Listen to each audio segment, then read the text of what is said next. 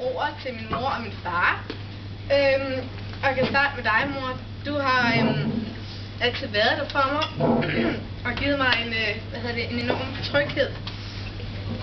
Og nu med dit forvirrede teenagerliv, så er du der altid og skaber en vis ro. Og det betyder virkelig meget for mig. Og dig, far, du har nu et forholdsvis kort liv. Giv mig vildt mange fede oplevelser. Så jeg virkelig er glad for. Der er altid gang i dig, og ligesom mor, så kan man altid komme til dig, og du er der altid for mig. Det er sjovt med alle forskelligheder og også ligheder, og der er ikke nogen tvivl om, at det er både at det er jeres gode sider og også mindre gode sider, der har dannet mig.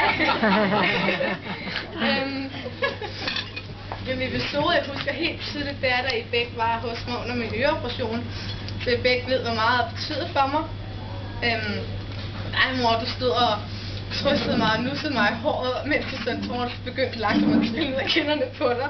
Og så stod du og sagde, så lille skat, det skal nok gå rigtig fint. Mens du stod på hånden. Og dig, far, du stod og trøstede mig og trøstede mor, imens du sang min egen buksang. Det viser bare, hvor dejlige I er, begge to. Og så vil jeg gerne sige tusind tak til alle, fordi I mødte op her i dag for at fejre mig. Og tusind tak for de vildt flotte og fede gaver. Og så vil jeg også godt sige tak til Anna og Mathias og Silje, fordi I er mine dejlige søskende. Og til Karsten og Trine, fordi I altid er der for mig, og jeg er en del af mit liv. Og så lige for at runde af, så vil jeg godt sige, at mor, eller I begge to er sådan lidt forskellige, både i væremåden og højden, for mor du er lille, og far du er høj. Men I er en ting fuldstændig til fælles, og det er I mine forældre, og elsker jer rigtig højt.